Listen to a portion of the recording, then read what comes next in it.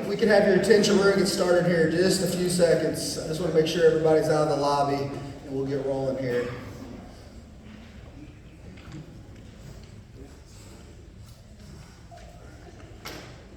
All right. Well, thank you all very much for coming out this evening. We appreciate you very much for taking time out of your schedule to start our athletic and school year out in a very positive way.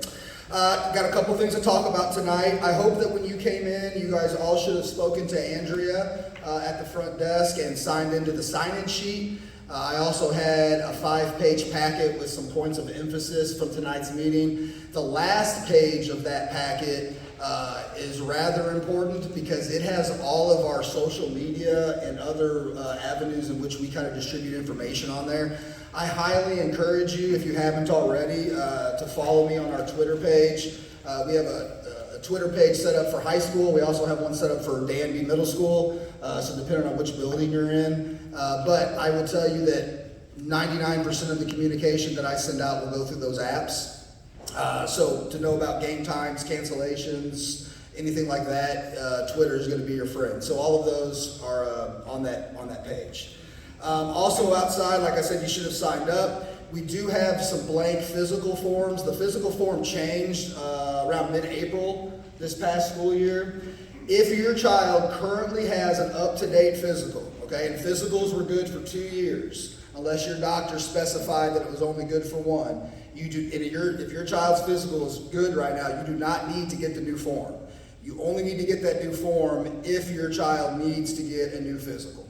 Okay, so you can check with Andrea and then also the handouts that I told you. So throughout the meeting, if a question arises, if you could please hold on to that until the end, and then I'll be more than happy to take any questions for you, as long as they're not difficult questions.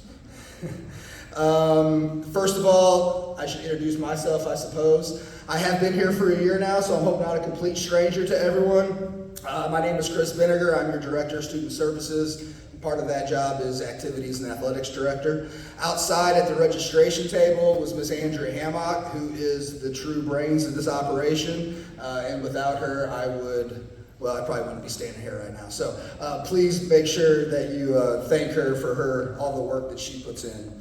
On that note, with Miss Andrea, if anyone brought a physical with them this evening, you can hand that to her tonight. If your child still has to get a physical and they're planning on bringing it, do not have your child give that physical to their coach. Okay, the coaches, they've got so much paperwork and binders and folders and stuff, it's a little too easy for that stuff to get kind of lost in the shuffle. Please bring your physicals into the AD office inside the high school here and give that either to myself or Ms. Hammock so that we can make sure it gets logged and registered and we have that on file, okay? So tonight we'll talk a little bit about any updates or changes that have come our way through MISHA. I'm sure most of you know by this time, but MISHA is an acronym for the Missouri State High School Activities Association, of which we're a member, and that organization is our governing body. Here at Jefferson, we want to promote our athletes, coaches, parents, and fans to pursue good sportsmanship. Respect, responsibility, integrity, and good sportsmanship are some of the values of our school, and our coaches try to embed those into our student athletes every day. In the big picture, some qualities that we want our kids leaving our programs here with: self-confidence, courage to take risks, being self-motivated, responsibility, self-discipline, flexibility, skills to work with others, commitment, and the ability to focus. So participation in athletics is teaching our kids more than just sport. They're learning values and lessons that'll make them better people, better community members, and benefit them for the rest of their lives. I do ask you that you will please trust myself, our entire athletic department, and our coaches, that we are doing our very best and making the best decisions for your students. I know that I will continue to have to work, and my coaches will continue to have to work to build that trust with you, but we are here to help build young men and women of character. And we're here to help make sure that our students have the very best experience possible. Since we're kind of talking about sportsmanship, the one thing that I want to congratulate the Blue Jay Nation fans on is we have some of the most passionate, some of the most caring, and some of the most visible fans in all of the high schools that I visit. We consistently pack the house. We consistently show support for our kids. The one thing that I will ask of you is that as we move through this season, that we remember that not only are these athletic events important to you and your children, they're important to the men and women who are refereeing and officiating those events. They do not get rich doing that job. They work very hard, and on occasion they make mistakes, but we always need to make sure that we remember to give them some grace and remember that we as fans are showing that sportsmanship and being good examples for our children as we watch them perform. I do promise that all of the coaches and myself will make a mistake at some point this year. I will probably make most of them. We are all humans and none of us are perfect. However, I pride myself and I pride my coaches on the ability to accept some criticism when we make a mistake, to own up to it and then correct it. So if there is something that you feel is not going right, please feel free to call me. We can discuss it. But also, please remember to give us some grace as we move through the school year. We will do our very best. So with that being said, we want to teach our students to communicate with their coaches, whether things are going good or bad. Please speak to your student, as we do as well, to be an advocate for themselves and to talk to their coaches. This is a very important skill for your children to learn, as you adults know in life. 99% of all issues that coaches and athletes have can probably be resolved with a simple conversation and talking openly about what's going on. If there are issues, we do have a system set in place that we call the 24-hour rule. Please do not attempt to confront a coach before, during, or after a game or contest. Coaches and your student athletes spend hours upon hours preparing for games, going over plays, game schedule, and all of that kind of stuff. When we get to those contests, everyone is highly emotional. Everyone has a large stake in the outcome of what's happening. That includes coaches, students, parents, and fans. But when there's a problem and it's addressed during this very emotional time, generally there's not a very positive outcome. So what we are going to ask is that you do not approach a coach within 24 hours of their game, okay? We do not want anything negative being said or happening because of the emotions that ride. So please give it 24 hours to cool down. Let yourself cool down, let the coaches cool down, and then we can have a discussion if something needs to be talked about. I do not believe that I have any coaches that are unapproachable and that wouldn't take the time to speak with a student or parent, but there is a correct time and place to do so. I will ask parents, and this goes back to our desire to teach some self-advocacy skills to our students. Do not approach our coaches with problems that your children are having with the team until your child has approached our coach with that. And that kind of goes back to 99% of those problems can be resolved if the student can speak up, tell the coach where they feel the issue is, ask the coach how can they resolve the issue, how can they get more playing time, how can they play the position they want. But we need the students to approach the coach first. If for some reason the problem persists and that conversation does not resolve it, we ask that the parents request a conference with the coach. So again, please do not approach my coaches right after practice or right before practice or games of that manner, but rather call the school. We will set up a time. When you come in, I would prefer that you bring the athlete with you as you sit down with parents and coach to speak about what's going on, because we want to make sure that everybody is giving accurate information, everybody's on the same page. If for some reason that does not alleviate the issue, please call my office and we will set up a meeting with myself, you, your student athlete, and the coach so that we can sit down and figure out what exactly is going on and that we can resolve it in a positive way for everybody involved. Switching gears just a little bit. So we talked about physical forms. Every athlete must have completed a physical form and have it on file with my office before they can practice. So this year, like I said, the form changed. It changed back in April. So it used to be a 4-page document. We got every page of that document and it had a lot of information on there. So it's changed now. It's now a 5-page document. However, we at the school, we only get the very last page. And if you'll notice at the top of each page in bold, it will say, this does not get turned into the school, this is for your doctor only, or the last page will say, this page must be turned in with the school. So we would just need that one-page document. Again, if your child has a current physical, you do not have to go get a new physical right now. You can wait until that physical expires to get the new form. And if you need a new form, if you didn't see it, we do have some extra forms out on the table out there where Miss Andrea is, okay? If your child shows up for their first practice and they do not have their Blue Jay card, they will not be allowed to practice. The Blue Jay card you were able to pick that up last Wednesday through Friday. We will also be available all day tomorrow for you to pick those up. And the way you get your Blue Jay card is you have your registration completed and you have your physical update on file with us. Okay. MSHA has a policy that every student athlete in the state must be covered by insurance. So every participant must have insurance to cover them in case of a catastrophe.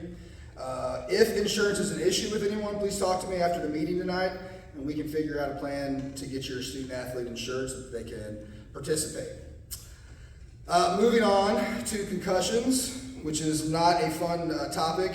We prefer that none of our students ever have head injuries, but unfortunately the reality is that they do happen at times. So we do have some info on our athletic website that can give you some information about concussions. If your child is deemed to have a concussion during an athletic practice or contest, they will have to go to a doctor to get evaluated. If the doctor agrees that they in fact have been concussed, we have a return to play form, and it must be filled out before we can allow that student athlete to participate again.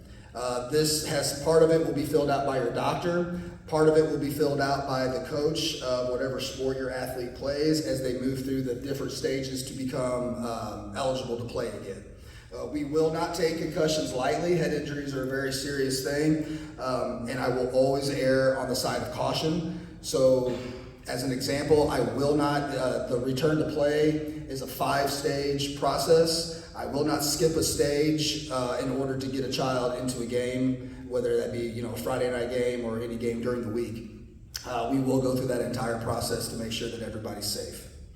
One other thing, as we're kind of talking about injuries, one thing that my coaches have noticed, my strength coaches and head coaches have noticed, are overuse injuries. We're starting to see a lot of shoulder joint, hip, some knees, ankles, things of that nature. I just encourage you to take the time to tell your student athlete, either take a rest every once in a while. I know a lot of our athletes play in select teams, select leagues, and a lot of them are playing almost all year round. And I think that's wonderful, and I think if that's what they want to do, that's great.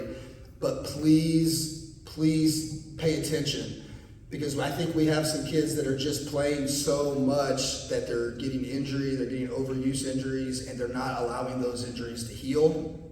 And then they're kind of flowing in to other seasons. Okay, so please encourage your athletes to listen to their coaches when they talk about stretching, when they talk about any kind of overuse, when they talk about anything that can prevent an injury. That is something that our students really need to pay attention to. Moving on to our handbook. So you can find our athletic handbook on our website at jeffersonbluejays.com. So you can go there anytime if you want to access that. You will also have an opportunity to read that, or most of you have probably already had that opportunity to read that as you register your students online for athletics. Okay? So I gave you the 5-page packet. The last page I told you was contact information for social media and whatnot. The other 4 pages just have some information that I'm going to go over here in my speech, but I also just want to make sure that you have it so that you understand how important it is. The first part is about eligibility. The main thing that, some of you maybe have heard this phrase, number one ability for any athlete is availability. Okay? And if your athlete is not available to play because they are not eligible, then we're going to have an issue. So, make sure to maintain eligibility that they must be in a full day of attendance on a game day. Okay? Now, there are extenuating circumstances. I've had several students come to me on a game day and say, Coach, I've got an orthodontist appointment at 10 o'clock and I'll be back at 11. Is that okay? Yeah, that's okay. Because you're not telling us that you're too sick to be at school and then deciding that you want to perform in your athletic event that evening. But what we can't have is a student showing up at lunchtime because they wanted to sleep in and then expect to play that evening. We can't do that. Okay, so we have to have a full day of school. A Saturday game, which for our football team, we will have a Saturday game this year against Perryville. That attendance will revert back to Friday. So you must have been in school all day Friday in order to be eligible to play on that Saturday. Okay? If you know of a situation prior to the date of your student being absent, again, scheduled doctor's appointment, something of that nature, please just let us know. Just contact your head coach, contact my office, shoot me an email, call us, whatever you need to do. But let us know what's going on and we are going to work with you. It is not my desire to keep students out of participating, but I can't allow students to completely skirt the rules when it comes to participation. So please give us a call and we'll make sure that we work with you. As far as academics go, the academics between high school and middle school are different. So we're going to talk first about high school academics and then we'll talk about middle school. So for high school academics, any freshman entering his or her ninth grade year, the very first semester, they are automatically eligible. Okay, it does not matter what happened in eighth grade. When they get to their freshman year, they are automatically eligible for that first semester. Okay, first semester. However, those first semester grades will determine if they're eligible for the second semester. Okay? Now, the one thing that I really want people to pay attention to, because this is where we kind of find issues sometimes, are the sports that kind of cross over. So basketball, for one, basketball will start in the first semester and you'll be eligible, and then we go home for Christmas and we come back. If your grades from that first semester were not up to snuff, as in you didn't pass your 6 courses, your 6 courses, you will not be eligible to continue with the season once we come back for the second semester. I believe that can also happen in our spring semester. I believe we start practice right before the semester. No, spring practice will be fine. Sorry. So it's just that basketball season that we have to pay attention to there. Okay? In order to be eligible, students must earn 3 credits per semester.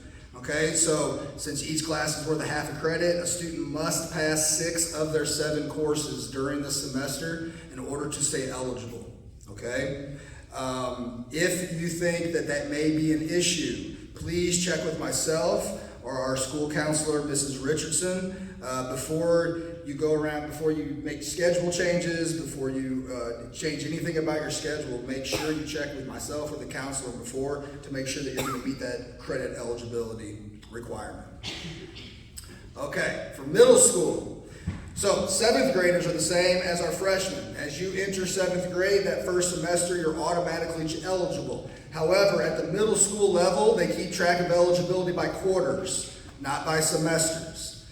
So you will start seeing in the second quarter of middle school eligibility checks being made.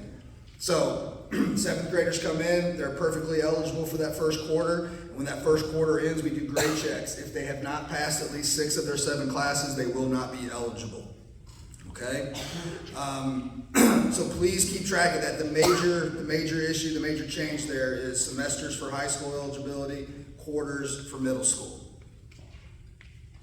If you have any questions about that, please see me after the meeting. Moving on to citizenship requirements. So MISHA states that students must be good citizens to participate in athletics. So citizenship, students who represent a school in interscholastic activities must be credible citizens and judged so by the proper authority.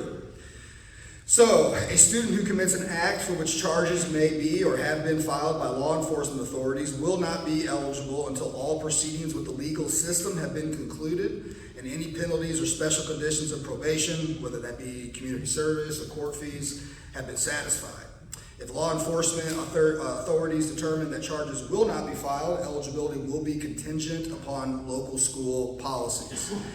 Basically, you don't have to be arrested in order to have your behavior or your citizenship kind of make you ineligible. So we encourage our students, this kind of flows into if you're getting ISS on a consistent basis, detentions, if you're, ISS, OSS, those kinds of things here at school. So your behavior inside these buildings and outside the buildings do have an effect on your ability to participate. Moving traffic offenses shall not affect eligibility unless they involve drug, alcohol, or injuries to others.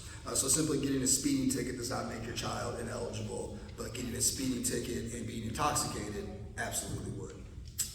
Along with that, MSHA has a self-reporting guideline. So if an incident like the one we just mentioned happens, it is the responsibility of each student to notify the school of any and all situations that would affect his or her eligibility. If the student does not notify the school of the situation prior to the school's discovery, and we're pretty good at that, the student would then find themselves ineligible for any extracurricular activities for 365 days.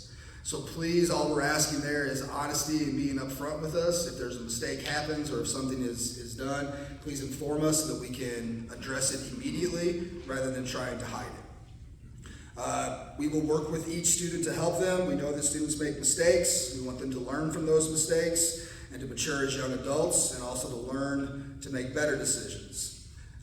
Remember that students represent you, parents, the school, their coach, their team, and themselves every day as they're participating, which is why this is such an important requirement. We want to make sure that we give them the skills to help them make them the best choices, to help them make the best choices possible. So just moving on to a few Jefferson guidelines. Here at the high school, we have ASD after-school detentions. We also have out-of-school suspension. At the middle school, they have in-school suspension as well. If a student is placed in either of these, they will not be allowed to practice, participate, or play in a game until that suspension is served. After that suspension is served, a coach may require that reasonable practice time and general conditioning that was missed by the athlete be made up before the athlete may participate in a contest. Reoccurrence of these violations will require that permanent restriction be considered. So, folks, I have to talk about this stuff. I will tell you, I'm getting ready to start my 17th year in education. I've been in 4 different school districts and 5 different buildings. We have some of the best well-behaved students that I've encountered. That is no question. They're respectful. They generally work very hard. They make good decisions most of the time. However, you are all children at some time, as was I. We don't always make the best decisions. So if a poor decision is made, please encourage your students, step up, inform us of what's going on so that we can work together toward a resolution.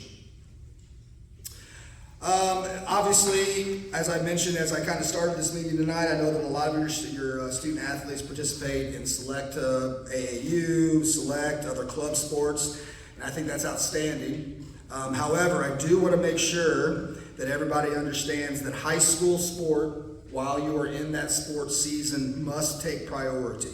Okay? Games and practices for the high school or the middle school cannot be missed for club sports practices or games. If your athlete plays on a club sport, they cannot play the same sport for a club at the same time they're playing that sport for the high school. Okay, so for example, if your student plays on an AAU basketball team, during football season, they can play basketball all they want. During basketball season, they cannot play for that AAU team anymore. They will become ineligible if they do that. That goes for Little League baseball, softball, the volleyball club sports, any of that. If you're in season in high school, you cannot be playing that same sport with an independent league. Okay, please keep that in mind. I have seen several students lose their eligibility because they went and played a single game or had a practice with an outside organization. So just please keep that in mind.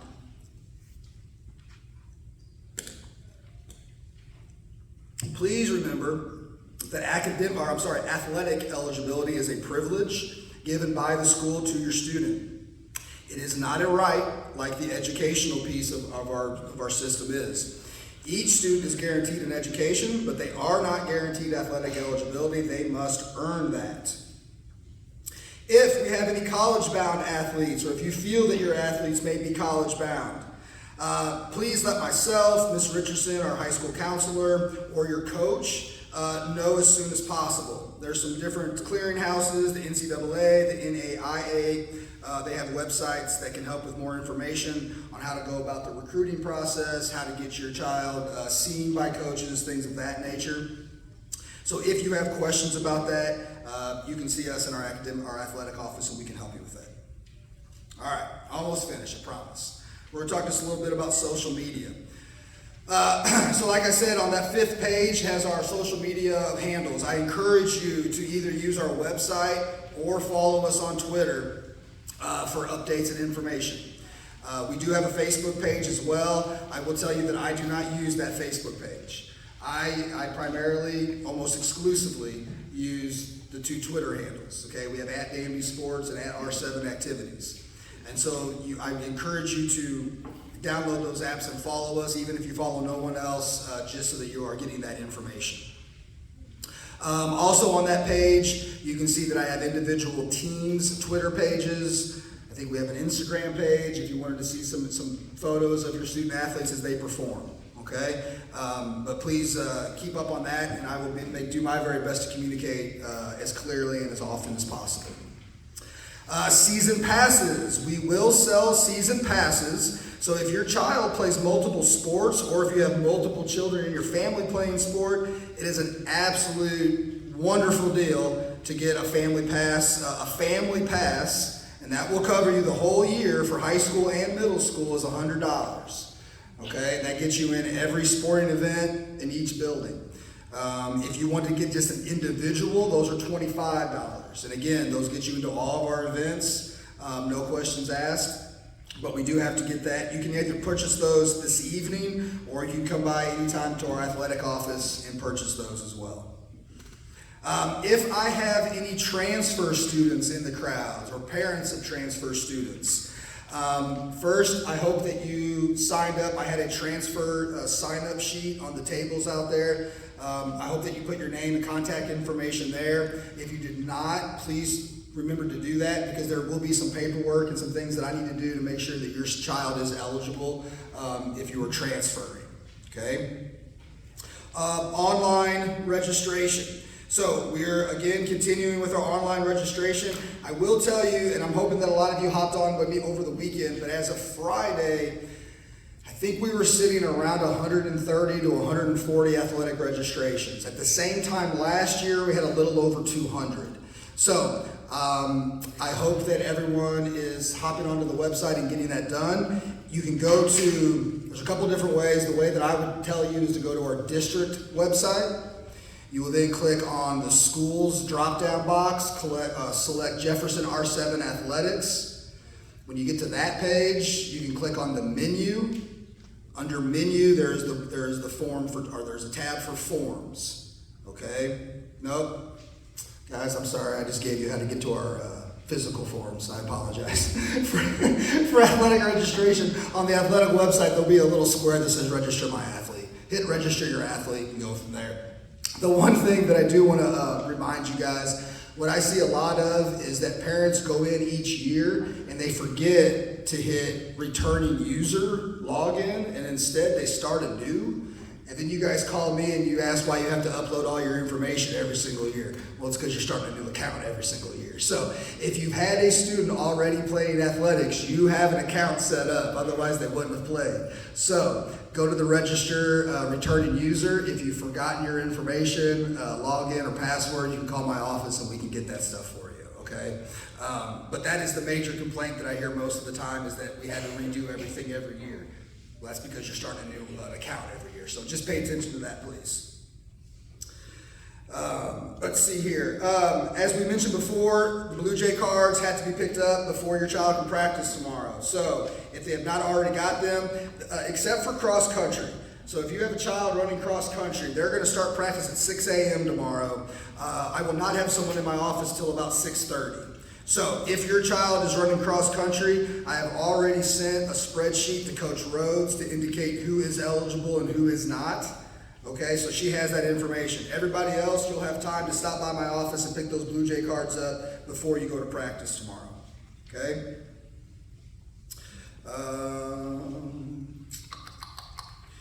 And then they'll give those Blue Jay cards to their head coaches. Okay? Fall sports schedule. So you should have also hopefully picked up, we had our all sports schedule laid out there for you. So that's every sport going on in the fall, both middle school and high school. That is the schedule as of right now. I will tell you that I feel like I've confirmed about 95, maybe 98% of those schedules, but things do change on occasion. If they change, we will make the update on our website. I will tweet out a reminder about the change. It will also get changed on our R-School today. So we have a couple different avenues for you to find that information. I just need to make sure that you know where to go to get that information. A couple dates, if you guys want to mark down a few dates. Homecoming this year will be Friday, October 6th versus Grandview. We will have senior nights for our following activities. So for football, cross country, band, cheer, and dance. It's a whole bunch of them. We're going to have that senior night on September 22nd. Okay? Softball will have their senior night on September 27th. And volleyball will have their senior night on October 5th. So if you wanted to make any of those dates, circle them on the schedule we gave you so you can remember. Please be looking out for web stores. Each of your child's teams will generally have a web store, okay, so that they can go and purchase Blue Jay gear from. Your head coach should be able to give you some information about that. Booster Club. We are always looking for Booster Club new members. Anyone who wanted to come out and help, anyone who just wanted to simply attend a meeting so they'd have a little understanding of what's going on. We generally have those about once a month. They're generally about an hour long, so not a crazy time commitment. That information will be pushed out through social media. Okay? Are there any questions that anyone had arise while I was speaking? Wonderful. You're the kind of students I appreciate on a Sunday at 6:30. So, as questions arise, if questions arise as we move through the school year, please feel free to email me, to call my office, to email or call Mrs. Hammock in the activities office. Mr. Rugley is an excellent source as well. We want to make sure that everyone has all the information possible so everybody knows what's going on. We love having everybody come out and support our student athletes, your children, to see them perform. So please do not hesitate if you have any questions in the future.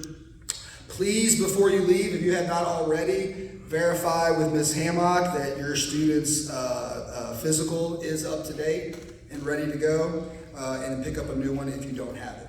Okay? So thank you very much, everyone, for coming out tonight. I'm looking forward to getting the 2023-24 school year off to a great start. I'm looking forward to seeing all of you and your children come back and perform and hopefully win some district and state titles this year. Okay, so we will have a football meeting for parents. We'll be in the pack about 5 minutes after we conclude here. I believe cross country will have one, and they'll be back here through these doors in the rehearsal room. I believe that is it for this evening. Your other sports, your coaches will have their meetings at a different time. Okay, thank you all very much. That is all I have, and thank you for coming out, and be safe going home.